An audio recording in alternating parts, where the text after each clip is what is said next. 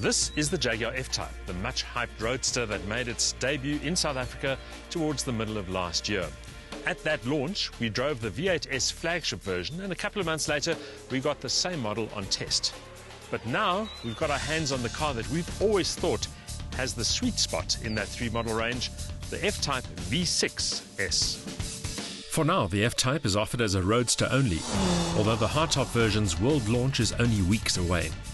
Top up or down, the Jag is a thing of beauty, exuding both aesthetic appeal and an underlying aggression that suits its sports car demeanor.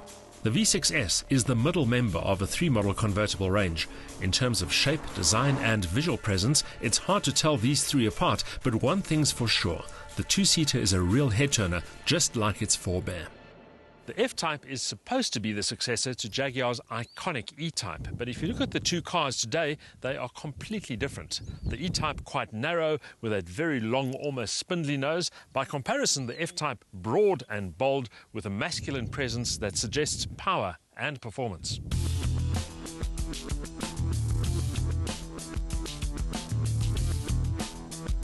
It's an arresting shape that teases the eye from every conceivable angle. The proportions are classic, the extended nose, the tapered waistline, the short high deck, but the execution is clean, keen and contemporary, with no unnecessary embellishment and a sense of athletic purpose.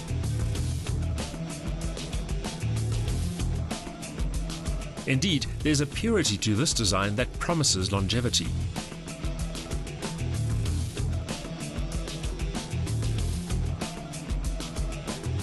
That's also true of the cabin. The F-Type interior is classic roadster.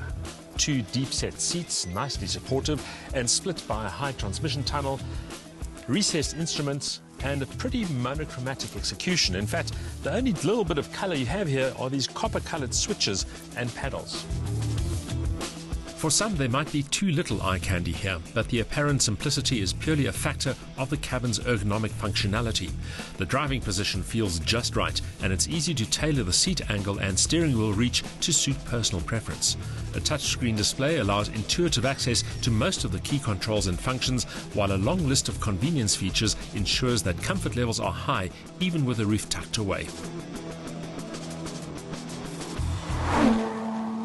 But here's the bit we really like, a supercharged 3-litre V6 producing 280 kilowatts of maximum power and 460 Newton-meters of torque. It's shoved right up against the firewall in the interests of decent weight distribution, and the automatic gearbox, which on paper doesn't sound like it's going to be a good match, actually works really well in practice.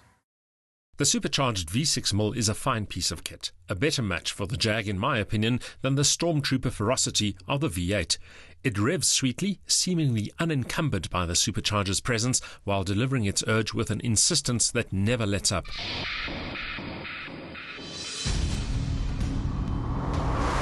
In dynamic mode, the twin exhausts sound almost race car loud, and the way the engine crackles and pops on the overrun is spine-tingling. In short, the Jaguar isn't just a posemobile, happy to flaunt its glamorous presence at idling speeds. It's a car that's enjoyable and rewarding to drive with gusto. It might have million-dollar looks, but the real reason for being of this car obviously is performance. And in the case of the V6, it's not as raucous, not as edgy, not as in-your-face as the V8, but it's much more balanced and much more composed and therefore also much more enjoyable.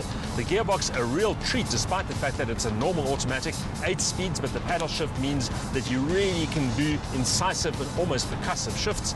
And in terms of performance itself, the 0 to 100 time 4.9 seconds, the top speed 275 kilometers an hour, which frankly is relatively academic. The Jaguar is hugely competent, gobbling up long distances with voracious ease. Interestingly, the chassis has more heft and inertia than you'd expect, even though it's well masked by the sheer enthusiasm of the engine. Turn-in is swift, but not as precise as one would expect, and sudden changes of direction are met with an initial ever-so-slight reluctance that points to the two-seater's fairly substantial 1.6-ton dry weight. It's less of a criticism than it is a measure of the car's reassuring solidity, and it never gets in the way of enjoying the machine. There's a school of thought that believes that bigger is always better, or in motoring parlance, that more power equates to better performance. But as the Jaguar F-Type V6S proves, that's not always the case. This particular car really finds an excellent balance between power and performance, and the car just has the handling, the composure and the entertainment value to match. Compare that to the V8S, which is certainly more powerful, but also a lot edgier and therefore not always as awe-inspiring. For some, the V8's outright muscle will always be the biggest draw card, but the V6S is the more balanced car and therefore also the more enjoyable one. A lusty supercharged V6 serves up loads of urge with a soundtrack to match, while the 8-speed auto does a fine job too. Adds sensational styling and real dynamic talent, and there's not much to criticize except for the ridiculously small boot and the price tag too close to the R1 million mark for comfort.